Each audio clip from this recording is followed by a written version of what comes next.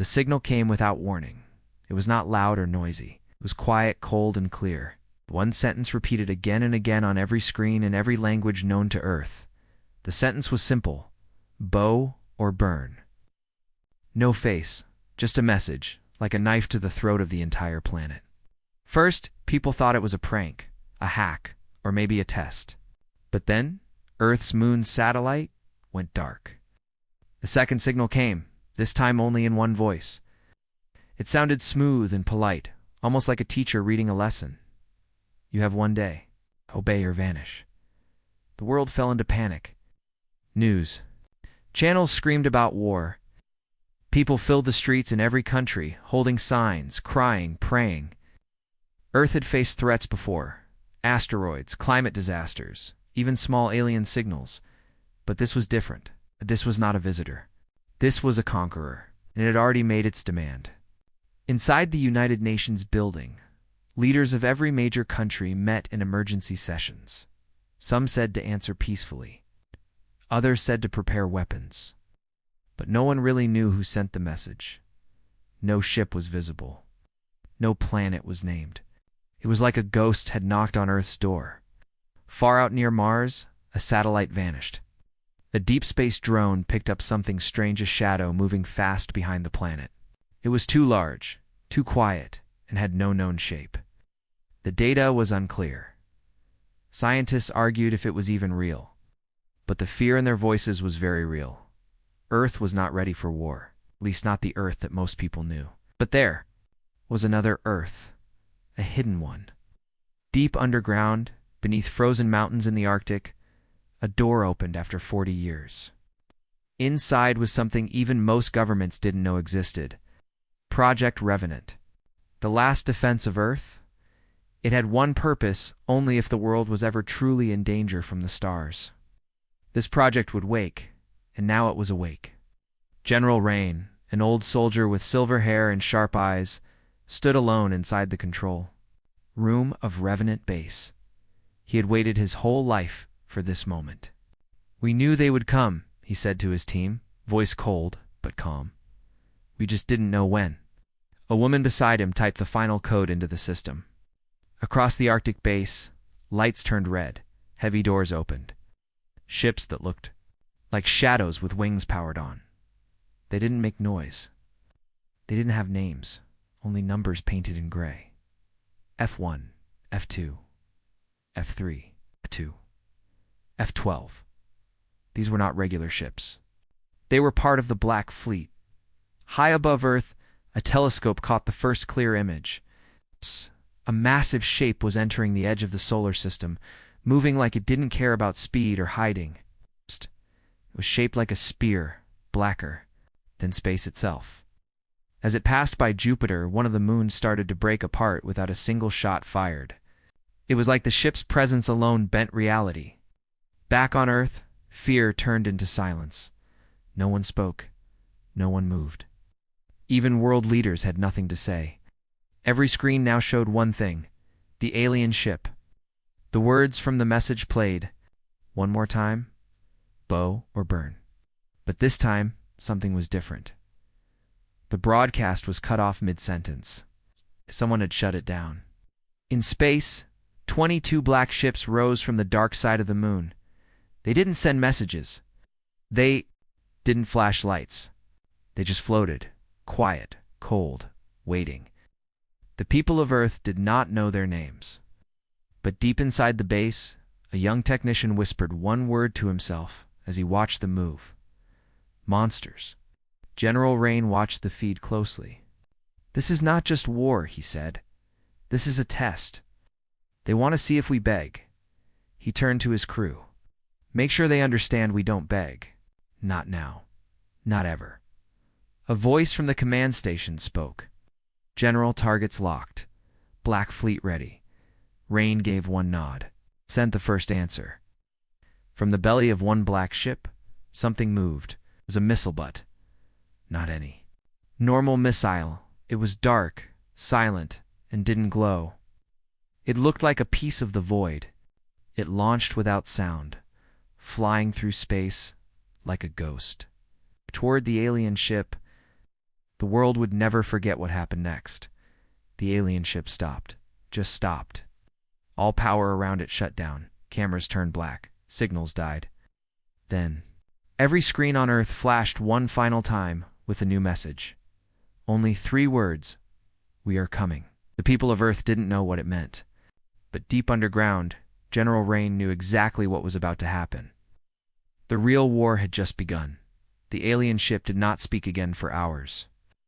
It just floated near the edge of Earth's solar system, silent and cold. It didn't answer Earth's signals. It didn't fire any weapons. But it stayed there, watching. Everyone thought it was waiting for Earth to reply. The message was still clear in everyone's mind. Bow or burn. The fear across the world grew. People believed Earth had only 2 choices: surrender or die.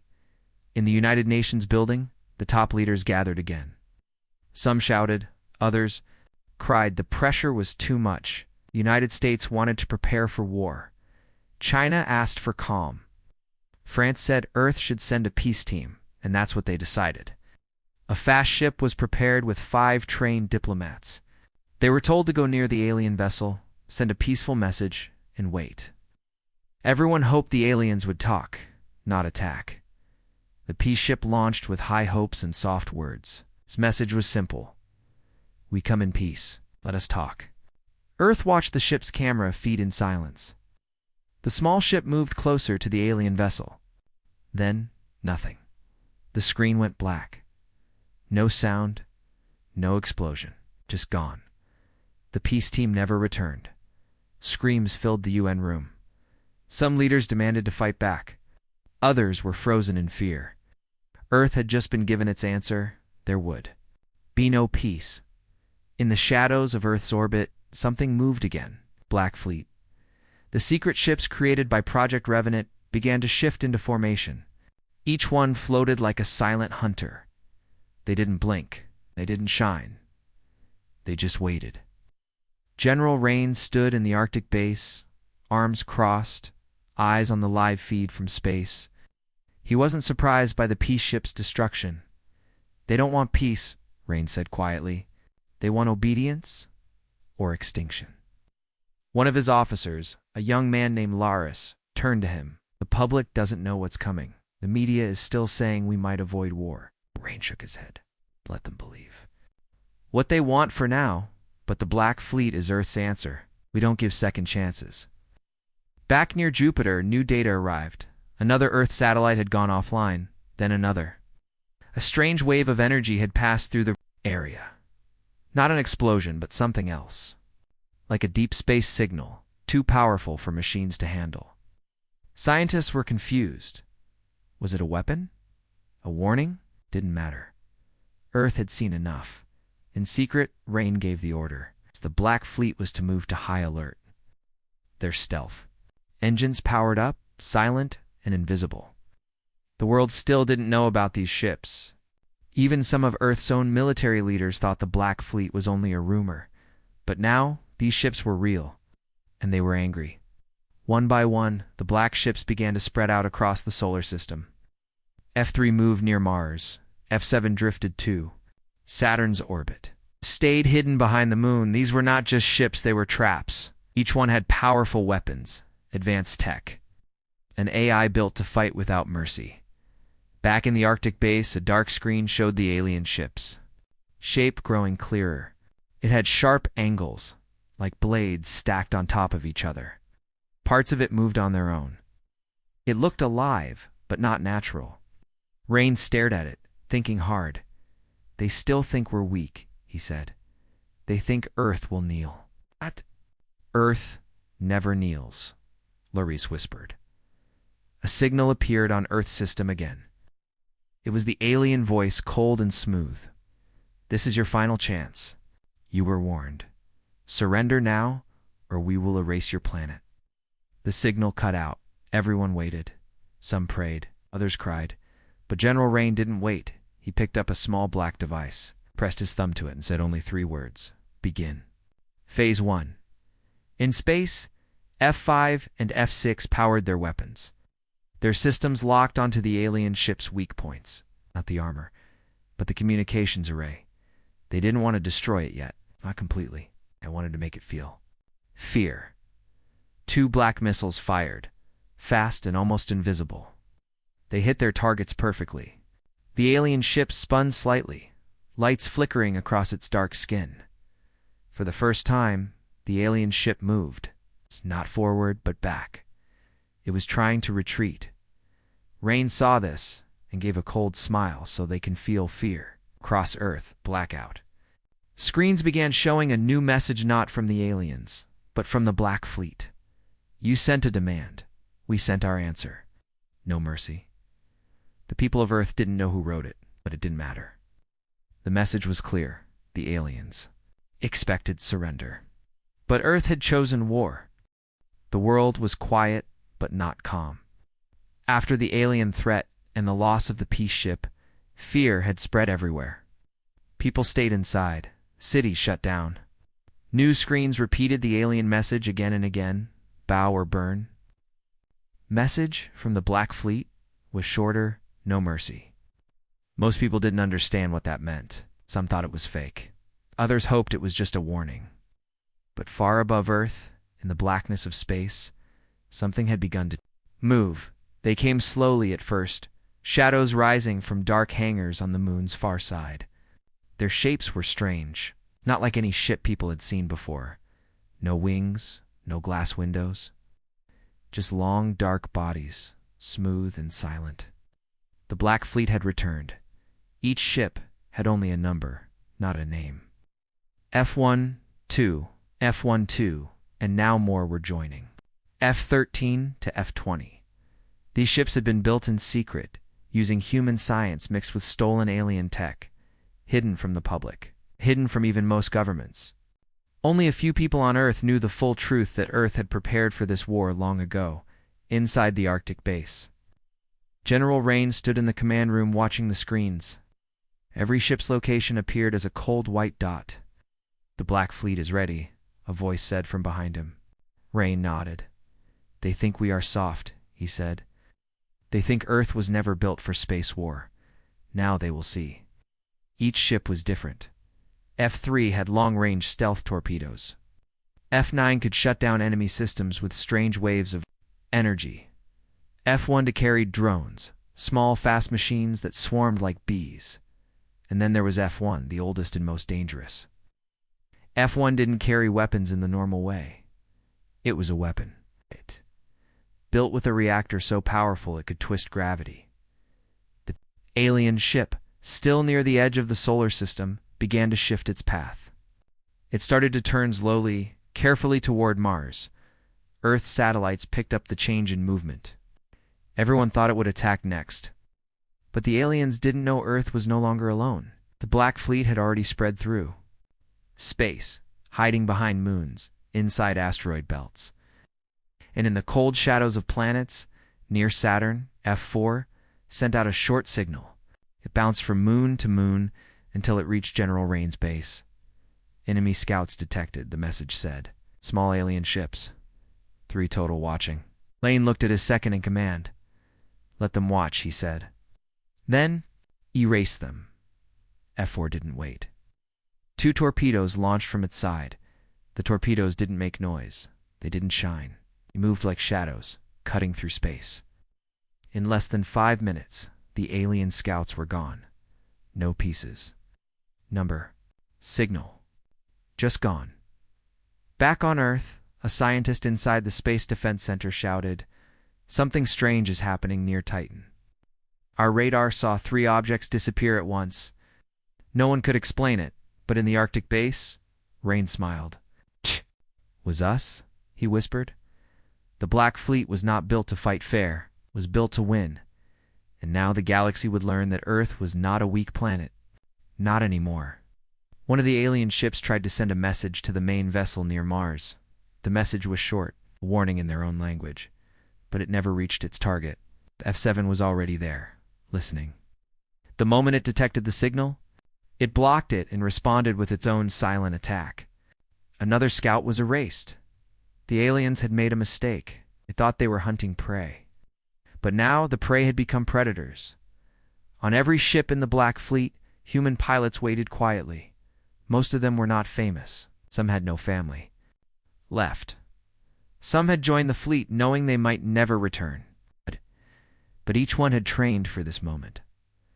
Inside F5, a young pilot named Myra checked her systems. She was nervous but not afraid. "They came to scare us," she said. "Make them regret that."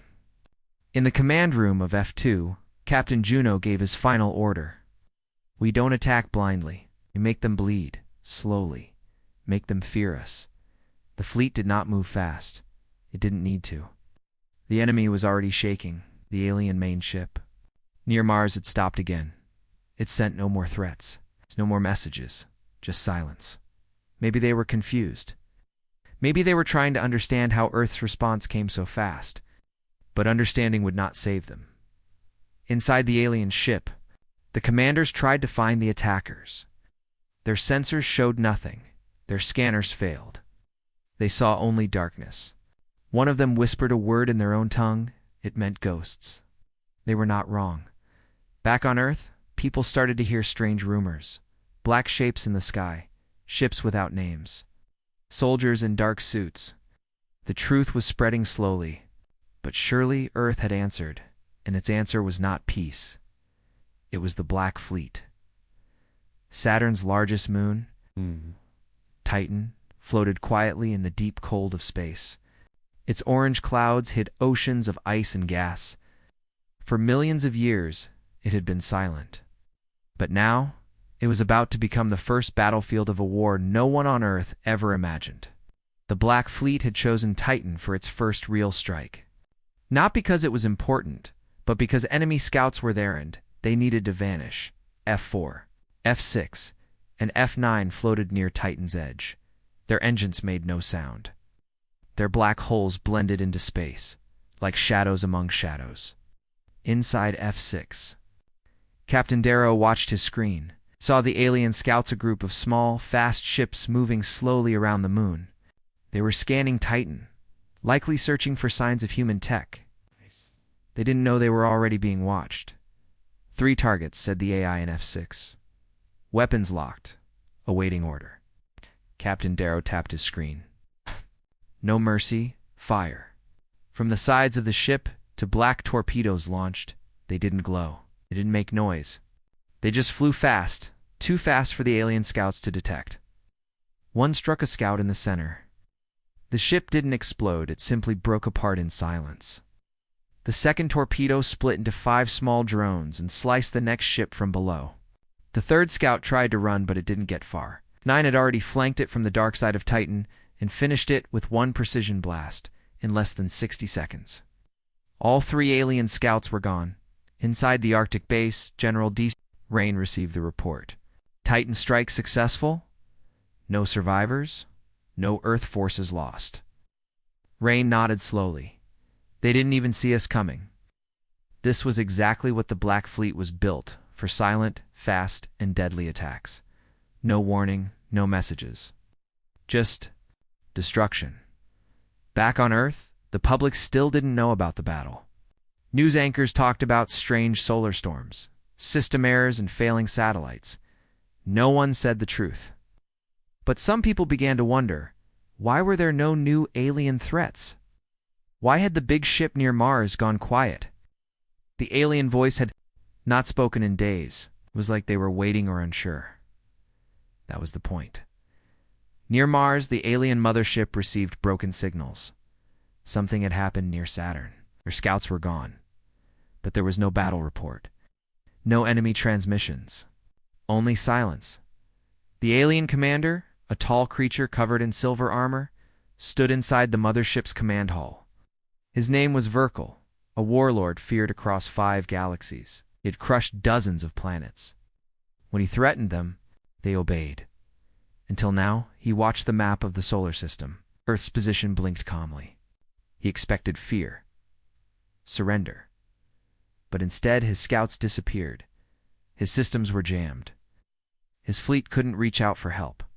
And now something strange had begun to happen. His own crew was starting to whisper, "Ghost Fleet." One of them said, "They don't speak, they just kill." Another added, We should have destroyed Earth when we arrived. But Verkal was angry now. He slammed his metal fist on the control panel. Enough. We do not retreat from insects. Prepare. The fleet we attack. Back at Titan, the Black Fleet wasn't finished. Now that the scouts were gone, F3 and F5 started planting stealth mines around the moon's orbit. These weren't normal mines. They were smart, silent, and invisible to alien sensors. If the mothership or its escorts tried to move near Titan, they would be torn apart before they even noticed. Inside F3, Mira watched the system screen. "Mines deployed," she said calmly. A message came in from F1, the lead ship. "Good. Now return to deep orbit." The Black Fleet ships faded back into the shadows, leaving no trace they were ever there. Titan went quiet again. But it was no longer safe. It was now a trap. Back on Earth, General Rain stood in front of a giant screen showing space in real time. "We just sent our first true message," he said. Not in words, in silence. His second in command, Lares, looked at him. "Do you think they understand now?" Rain gave a cold smile. "They're starting to." In space, the alien mothership began to move. Its escorts lined up beside it. Lights glowed, weapons powered up. The whole alien fleet started its path straight toward Earth. But they were all ready. Too late, the Black Fleet had prepared the battlefield. The mines were armed, the drones were hidden. And a new kind of war had begun.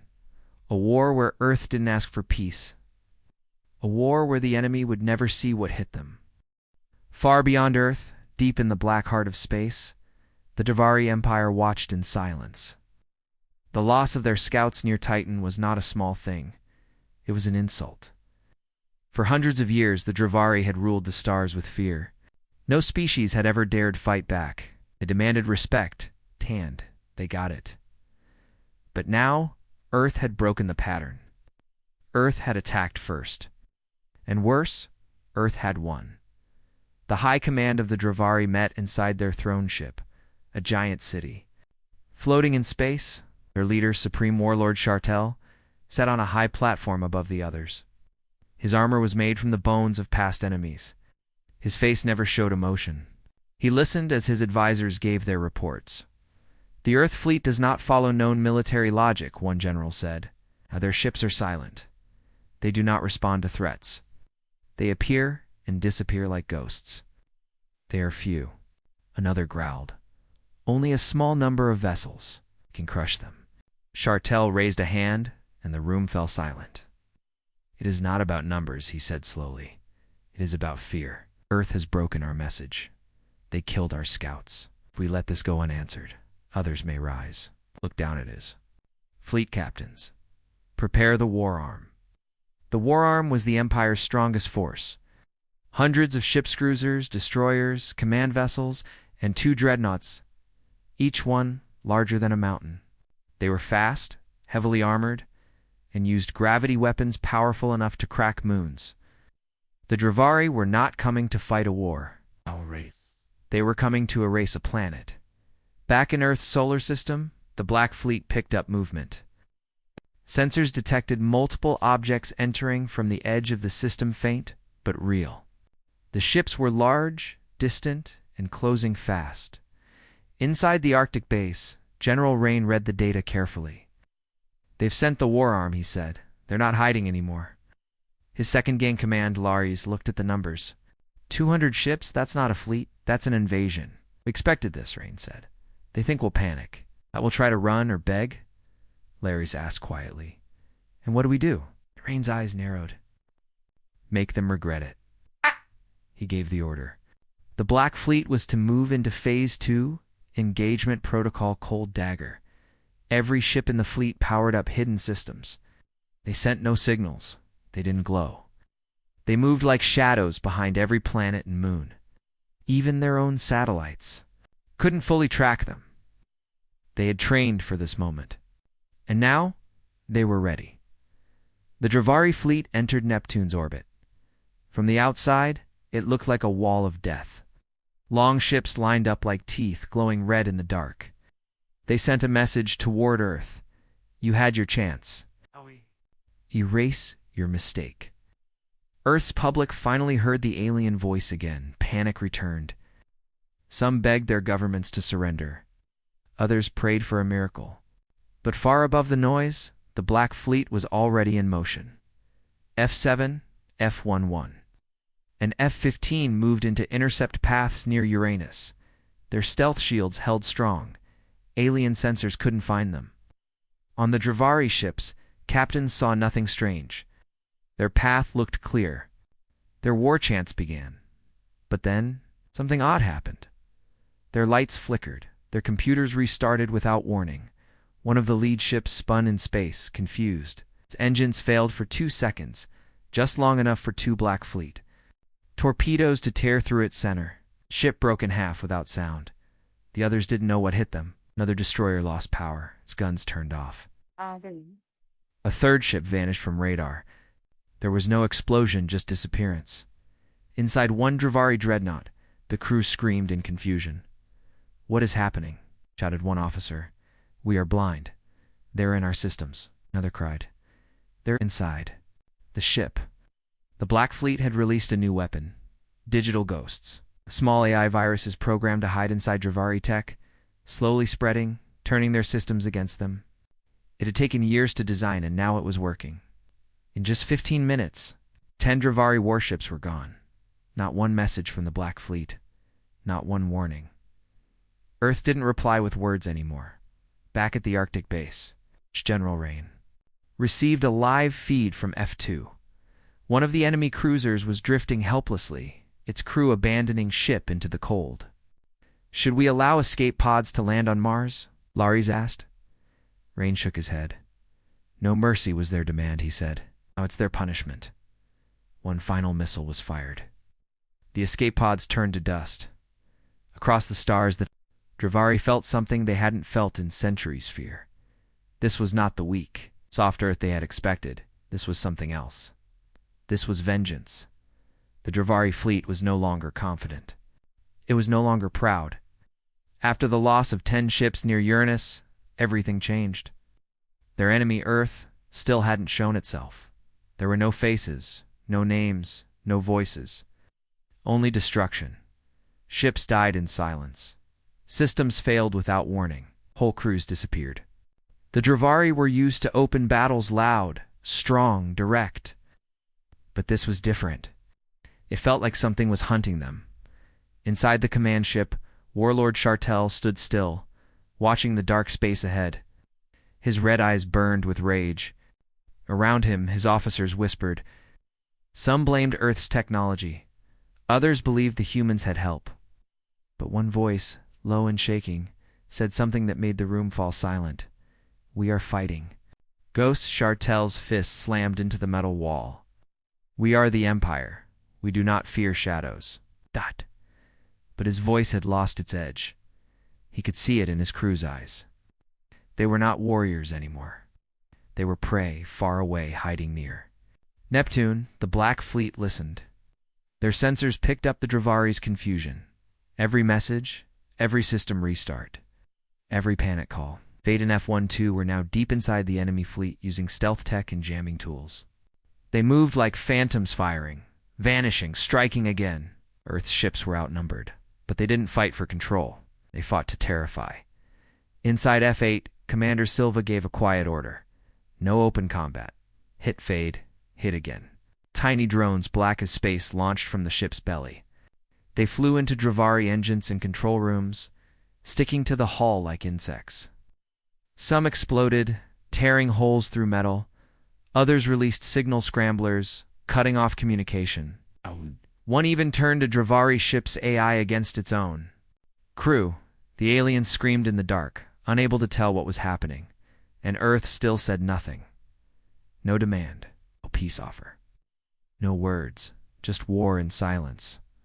On Earth, panic had turned into something else. Hope. For the first time, the alien voice was gone. News anchors showed burning Dravari ships. Scientists explained how Earth's Black Fleet was unlike any force before. People cheered in the streets. They lit candles for the pilots they didn't. No, all across the planet, one message was repeated. They came to break us. Now they run from us. In space, The Dravari tried to regroup near Saturn's orbit. Shartel ordered his fleet into a tight formation. The ships formed a wall, ready for a direct fight. He hoped the humans would finally show themselves. But the Black Fleet had other plans. F3, F6, and F10 had mined the area days before. The Dravari didn't know. Their sensors had been fooled. The last warships moved into position. The mines activated. The first explosion tore a destroyer in half. The second ripped through a fuel ship, turning it into a spinning fireball. The third didn't explode, it shut down power. A whole cruiser went dark, drifting helplessly into Saturn's gravity field. Chaos returned. Alien ships broke formation. Captains shouted over each other. Some ran, others fired at shadows. No one knew where the enemy was, in the middle of it. All a new human message appeared on every Dravari screen. No voice. Just text. 3 cold words. We are here. The message repeated again and again across the enemy fleet. Inside the throne ship, Shartel screamed in rage. They mock us. Find them. But even as he shouted, one of his guards collapsed. His body burned from the inside. Medical bots failed. Screens flashed red. Earth's digital virus had reached the command ship. It was spreading fast, in the Arctic base. General Rain watched the data feed. They're breaking, he said calmly. Good. Let them feel what fear tastes like. Laurie stepped forward. Sir, one of their dreadnoughts is trying to escape the system. Do we intercept? Rain nodded once. F1 will handle it. At the edge of the solar system, the largest ship in the Black Fleet, F1, drifted like a shadow. It had not fired a single shot during the whole war, until now. The fleeing dreadnought didn't see it. By the time its scanners picked up a shape, it was already too late. F1 fired a gravity core, a black sphere that bent time and space. The enemy ship cracked in half before the crew could scream. Didn't explode. It simply vanished. Pulled into a silent collapse. Earth's greatest weapon had just spoken, and it spoke with destruction. The Dravari fleet began retreating. Some ships jumped to deep space. Others hid behind moons. The pride of the Empire was shattered, but Earth wasn't finished because the Black Fleet was still moving, still hunting, and the galaxy now understood these humans didn't bluff, didn't beg, and didn't forget. They were ghosts in the void, and they had come for revenge. The Dravari fleet was falling apart. Ships ran in every direction. Commanders stopped sending orders. Some of them destroyed their own communication systems, afraid the human virus would spread again. Across the dark space near Saturn, their Empire's pride was burning, piece by piece. But Earth's Black Fleet had not yet used its final move. General Rain was waiting, watching, and now the time had come. In the cold darkness behind Mars, something stirred. It was not a normal ship. It was not even part of the original 12 Black Fleet vessels. It was something else older, bigger, and far more dangerous. Hidden deep in the red shadows of the planet, it had waited for decades. No one on Earth knew it existed, not even most world leaders. Its name was known only to a few, Oblivion. Oblivion was not a warship. It was a fortress, a planet killer. A ship so massive it had to be built in parts and assembled in space. Its armor was blacker than the night. Its engines could tear through gravity fields. And in its heart was a weapon the galaxy had never seen before. General Rain stood in the Arctic base, staring at the live feed from the command screen. Activate Oblivion, he said. Inside the control deck of Oblivion, Commander Voss opened his eyes. At last, he whispered. He had been in cryosleep for 20 years, waiting for this order. The ship's AI lit up as systems powered on. Lights glowed deep red. Shields formed around the hull. The ship rose from behind Mars, slow and massive. Even from Earth, it was now visible to telescopes. Across the solar system, the remaining Dravari ships saw it, and they froze. The Empire had never seen such a machine. They had fought warships before, but nothing like this. Some called it a planet, others a monster, but it didn't speak. It only moved forward. Shartel, still alive in his throne ship, stared at the screen.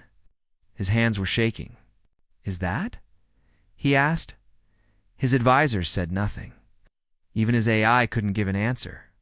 There was no record of oblivion, no data, no past battle. It was like something from a forgotten age. The Dravari tried to regroup, but it was too late. Oblivion. Fired, not a missile, not a laser. It used something else, a gravity burst. A wave of crushing force spread out like a black storm. It didn't explode, it didn't burn. It simply crushed anything caught inside. One alien battleship folded in half like paper. Another was pulled toward an invisible center, its hull torn apart by its own weight. The Black Fleet moved in behind Oblivion. They didn't fire yet. They waited, letting the monster lead. Inside F2, Captain Juno watched in silence. I've never seen power like this. Mira, from F3, whispered, "This is what they woke up for." Oblivion wasn't built to fight. It was built to finish. In space, more Dravari ships tried to run. Some entered jump drive. Others hid behind Saturn's rings. Oblivion kept moving forward. Its drones, small, fast, and smart, flew ahead. Like a swarm, they attached to enemy ships, cut into the engines, then self-destructed. No escape. No survivors. A final warning was sent from the throne ship to its home world. Earth has a god weapon. The war is lost. But that message never reached its target. F9 jammed the signal and destroyed the ship's antenna. Then Oblivion turned its main cannon toward the throne ship. Inside the ship, Chartel gave his last order. "Tell the Empire, remember us." But no one would. Oblivion fired again. The cannon tore through space, hitting the throne ship in one single clean shot. The vessel didn't explode. It simply disappeared in a flash of black light. Inside the Arctic base, everyone stood still. No cheering, no clapping, just quiet. General Rain closed his eyes. "It's done." Alaris looked at him. "What happens now, sir?" "We wait," Rain replied. "The Empire will send more. They always do." Lares nodded. "Then we send Oblivion again." All over Earth, people watched as the Dravari ships vanished from the sky. The news finally showed the Black Fleet. They showed the great shadow of Oblivion. No one believed such a thing was real. But now, the galaxy knew. Earth had its protector, and it didn't forgive, it didn't forget, it didn't speak. It destroyed. The war was not over yet. But now, the galaxy understood what Earth had become, and they would never look at the blue planet the same way again. The last Dravari ship ran fast. It was badly damaged, covered in burns and deep cracks. Its engines sparked, and its lights flickered. It didn't wait for commands. It didn't answer messages. The only goal now was to escape, get away from Earth's deadly fleet, and warn the Empire. Inside, a young Dravari officer cried out as he sent a final transmission. "Earth is death. Turn back." The message was cut off. From behind a shadow near Jupiter, one final Black Fleet ship, Fuan 1, launched a silent missile. Alien ship never saw it coming. There was no fire, no explosion, just silence, then nothing. The ship and its warning vanished into the cold of space. Far above Earth, the stars looked calm again. The skies were quiet. News channels said that alien threat was gone. People celebrated in the streets. They danced, hugged, and cried. Cities lit up in joy. Statues were built. Songs were sung. Earth had survived, but not everyone knew the full truth. The war wasn't just won by brave soldiers or smart leaders. It was won by the Black Fleet. In the cold Arctic base, General Rains stood before a large window, staring into the snow. He did not smile. His face was calm, but his mind was still at war. Behind him, Larius read the final report aloud. Enemy fleet, 94 ships destroyed, 37 disabled, 6 unaccounted for. 0 Black Fleet losses. Rain nodded. In Oblivion. Turned to deep orbit, Laris replied. Camouflage field is active. It's hidden again, Good Rain said. It sleeps until the next threat. The rest of the world never saw Oblivion's return. It did not land. It did not speak.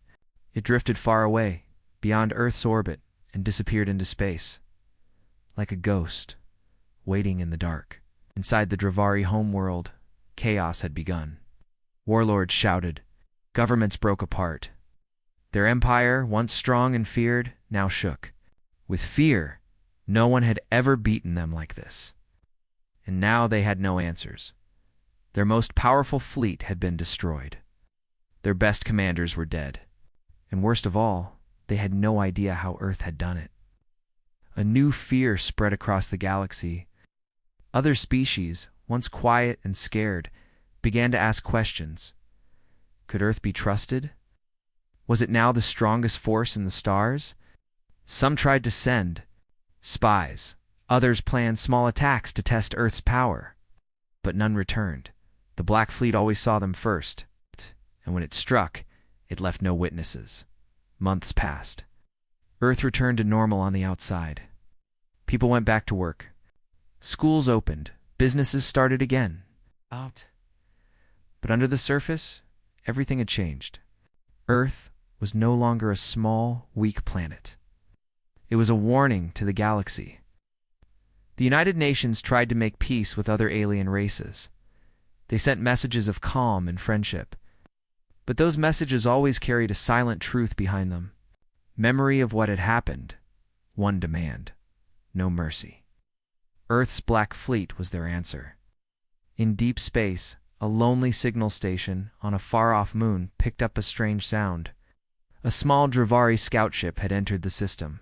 It sent no threats. It just watched. The humans gave it a chance to leave. It didn't. So F6 responded. A single pulse beam fired from orbit. The alien ship was turned to dust. No war started. No alert was raised. It was just one more reminder. To the stars. Earth does not play games. Inside the Arctic Command Center, Rain stood at a large table with his senior officers. A new map of the galaxy showed red dots, possible threats, alien warlords, growing pirate fleets. Do we stand? Down? Lares asked. No, Rain said firmly. The Black Fleet doesn't sleep. Not anymore. The galaxy knows what we are now. That fear will keep Earth safe. We must be ready. Rain looked at each of his officers. We don't fire first. But if anyone sends another demand, we answer the same way. The room fell silent. Then, as one, they nodded. Somewhere in deep space, F1 floated near a dying star. No one controlled it now. Its systems ran alone, watching, listening, scanning the stars for signs of danger. Because Earth wanted war. But because it could never be caught unprepared again. Oblivion remained hidden. The Black Fleet stayed in the shadows. Their names were still secret. Their stories were not told. But in whispers, in back rooms, in alien councils far across the stars, they spoke of Earth. They said, do not send. Demands, do not test the humans. They do not forget. They do not forgive. They do not show mercy. Because if they do answer, it will be with the Black Fleet.